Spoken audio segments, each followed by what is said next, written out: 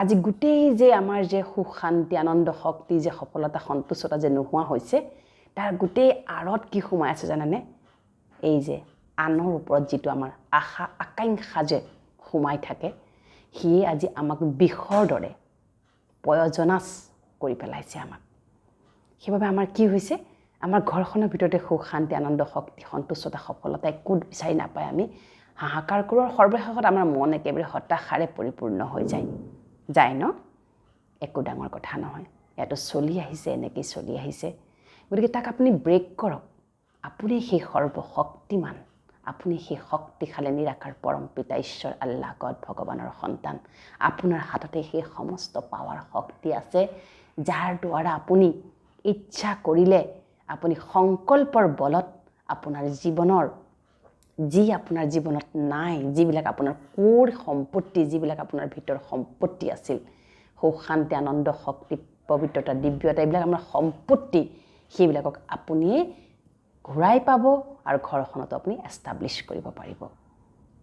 গতিকে ৰাতিপুৱা শুই উঠি এটাকৈ নিজক সমান দিয়ক। 21 দিনত 21টা নতুন সমান আপুনি প্ৰেক্টিছ কৰিব লাগিব। কৰি চাওকচোন, কৰি চাওক। কেৱল ঘৰখনৰ ভিতৰত থাকি আমি এই শিক্ষাৰে শিক্ষিত হৈ আমি জীৱনত বহুত বেছি সফলতা সন্তুষ্টতা দিব্যতা পবিত্ৰতা সুখ শান্তি আনন্দ প্ৰেম সকলো আমি কিন্তু পাব পাৰোঁ। ব্ৰহ্মকুমাৰী শিক্ষাত এই শিক্ষাই দিয়া হৈছে যে ঘৰ গৃহস্থত থাকি কেনেকৈ নিজৰ ঘৰখনক তীৰ্থস্থানলৈ, নিজৰ মনটোক তীৰ্থস্থানলৈ, এই শৰীৰটোক দিব্যতালৈ আৰু কিদৰে সেই ঘৰখনৰ ভিতৰতে কিদৰে আমাৰ সুখ শান্তি আনন্দ শক্তি প্ৰতিষ্ঠা কৰি কেনেদৰে জীৱন যাপন কৰিব লাগে তাৰে শিক্ষা দিয়া হয়। বহুতৰ মনত প্ৰশ্ন আহে, ব্ৰহ্মকুমাৰীজ এটা সাংঘাতিক এই লৌকিক দুনিয়াৰ পৰা এটা বেলেগ সংস্থা, যাৰ গোটেই টাৰ্মছ এণ্ড কণ্ডিশ্যনছ বা প্ৰিন্সিপলছে বেলেগ নহয়। এইটো হৈছে শ্ৰেষ্ঠ শিক্ষা। এই শিক্ষাক যদি আপুনি 7 দিনৰ কাৰণেও যদি আপুনি ইমপ্লিমেণ্ট কৰি চায়, এই যে মই ইমান কথা কৈ থাকোঁ যে ক'ৰ পৰানো আহিছে এইবোৰ, এই শিক্ষাত পাওঁ আমি। এই শিক্ষাৰ দ্বাৰা আমাক এই শিক্ষিত কৰা হৈছে যে তোমাৰ ভিতৰত থকা সুখ শান্তি আনন্দ শক্তি পবিত্ৰতা দিব্যতা আৰু প্ৰেমক তুমি জাগ্ৰত কৰা, কৰি পেলাই আনকো বিলোৱা। গতিকে আনে আপোনাক উৎসাহিত কৰক নকৰক, আনে আপোনাক প্ৰশংসা কৰক নকৰক, আনে আপোনাৰ কথাবিলাক সমৰ্থন কৰক নকৰক, আপুনি সদা নিজে নিজৰ সহযোগী, নিজে নিজৰ সমৰ্থনকাৰী, নিজে নিজৰ বাবে নিজে নিজক প্ৰশংসা আৰু নিজে নিজক যিমান পাৰে উৎসাহিত কৰিবলৈ যত্ন কৰক। ৰাতিপুৱা শুই উঠি প্ৰথমটো সমান, মই শক্তিশালী। 21 দিনত 21টা সমান আপুনি ল'ব পাৰে। মই কেইটামান উদাহৰণ দিওঁ কেৱল, যে মই শক্তিশালী, মই নিৰাকাৰ ঈশ্বৰ আল্লাহ গড ভগৱানৰ সন্তান, মই কোনো পৰিৱেশ পৰিস্থিতিৰ দ্বাৰা প্ৰভাৱিত নহওঁ, মই কোনো পৰিৱেশ পৰিস্থিতিৰ দ্বাৰা প্ৰভাৱিত নহওঁ, মই প্ৰেম স্বৰূপ, মই জ্ঞান স্বৰূপ, মই আনন্দ স্বৰূপ, মই সুখ স্বৰূপ, মই দিব্য স্বৰূপ, মই সন্তুষ্টতা মূৰত, মই সফলতা মূৰত। এইবিলাকতো সমান সদায় আপুনি এটা এটা ল'ব পাৰে। তাৰপিছতে ক'ব, মই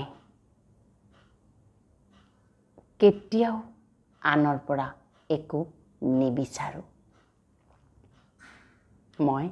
মোক আনৰ পৰা একো নালাগে, মই সৰ্বপ্ৰাপ্তিৰে ভৰপূৰ। এবাৰ কৈ চাবচোন, মোক কাৰোৰে পৰা একো নালাগে, মই সৰ্বপ্ৰাপ্তিৰে ভৰপূৰ, কাৰণ মই শক্তিশালী, মই প্ৰেম স্বৰূপ, মই নিস্বাৰ্থভাৱে সকলোকে প্ৰেম কৰোঁ, মই জ্ঞান স্বৰূপ, মই জানো যে এই ৰংগমঞ্চত মই অকলেই আহিছোঁ, মই অকলেই যাব লাগিব, মই অকলেই নিজেই নিজৰ প্ৰতিপালন কৰি যাব লাগিব। মোৰ দায়িত্ব ভাৰ বাহ্যিকভাৱে সকলোৱে ল'লেও মোৰ মনৰ ভাৰ কোনেও ল'ব নোৱাৰে। মোৰ মন বুদ্ধি শক্তিশালী, মই কাৰোৰে দ্বাৰা প্ৰভাৱিত নহওঁ। আৰু কাৰ্মিক একাউণ্ট সূত্ৰে মই যি পৰিয়াল পাইছোঁ, মই যি সকলো পাইছোঁ, এই সকলোলৈ মই সদা সন্তুষ্ট। মোৰ পৰিয়ালত থকা প্ৰতিটো সম্বন্ধ একত্ৰ। মই সকলোকে নিস্বাৰ্থভাৱে প্ৰেম কৰোঁ। মই সকলোৰে প্ৰতি নিস্বাৰ্থভাৱে সহযোগী। মোক কাৰোৰে পৰা একো নালাগে। এনেকৈ ক'লে কি হয় জানে, নিজৰ যিটো মানসিক ষ্টেটাছটো বহুত হাই হৈ যায়। ইমান হাই হৈ যায় যে আপোনাক সকলো সময়তে আপোনাৰ ভিতৰি এটা কেমিকেল, আৰু এটা চাইণ্টিফিক লজিকটো হৈছে যেতিয়া আপুনি নিজক সমান দিব, ৰাতিপুৱা শুই উঠি অমৃতবেলা, পৰাপক্ষত ব্ৰহ্ম মুহূৰ্ত অমৃতবেলাত দিবলৈ চেষ্টা কিয় কৰিব লাগে, কাৰণ সেই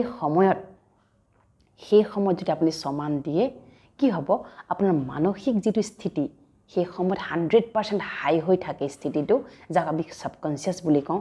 যি আপুনি দিব মনে মেগনেটৰ দৰে আকৰ্ষণ কৰি লয়, চুম্বকৰ দৰে আকৰ্ষণ কৰে। সেই সময়ত আপুনি যি সমান দিব, গতিকে যিটো আপুনি সমান ল'ব ৰাতিপুৱা, সিয়ে আপোনাক দিনটো কি কৰিব, আপোনাক ভিতৰি খুব উৎফুল্লিত কৰি ৰাখিব, আপোনাক লাভফুল, ব্লিছফুল, সকলো সময়তে হেপ্পী কৰি ৰাখিব। আৰু যিটো এটা আপোনাৰ বাবে শক্তি হৈ যাব। কোনো কথা, কোনো বতৰা, কোনো ধৰণৰ পৰিৱেশ পৰিস্থিতি আপোনাক খুব বেছি চুব নোৱাৰিব। গতিকে ৰাতিপুৱা শুই উঠিয়েই আপুনি এইটো প্ৰেক্টিছ কৰিবলৈ আৰম্ভ কৰক। নিজে নিজৰ মটিভেটৰ হওক, নিজে নিজকে উৎসাহিত কৰক, নিজে নিজকে প্ৰশংসা কৰক। মই শ্ৰেষ্ঠ, মোৰ চিন্তন শ্ৰেষ্ঠ, মোৰ কৰ্ম শ্ৰেষ্ঠ, মোৰ সকলোৰে প্ৰতি মই সদা কল্যাণকাৰী, মই নিৰাকাৰ ঈশ্বৰ আল্লাহ গড ভগৱানৰ সন্তান। গতিকে যিমানেই নিজক এনেদৰে আপুনি কি কৰা বুলি কয়, এইটোক চাৰ্জ কৰিব, যিমানে চাৰ্জ কৰিব, এই গুণসমূহ, এই শক্তিসমূহ লাহে লাহে আপোনাৰ ব্যক্তিত্বত প্ৰতিফলন হ'বলৈ আৰম্ভ কৰিব। আৰু ই আপোনাৰ 21 দিন যদি আপুনি কণ্টিনিউ সমান কৰে, দেখিব আপোনাৰ জীৱন সলনি হ'বই হ'ব, ডেট ইজ গেৰাণ্টেড। গতিকে আহক ৰাতিপুৱা মেডিটেশ্যনৰ দ্বাৰা দিনটো আৰম্ভ কৰক। এনেকৈ সমান যি লোৱা মানে আমি মেডিটেশ্যন বুলি কওঁ। মেডিটেশ্যনেৰে আৰম্ভ কৰা দিন কেতিয়াও অসফল, অপ্ৰাপ্তি, অসন্তুষ্টতা এইবিলাক বস্তু আহিবই নোৱাৰে। শান্তি।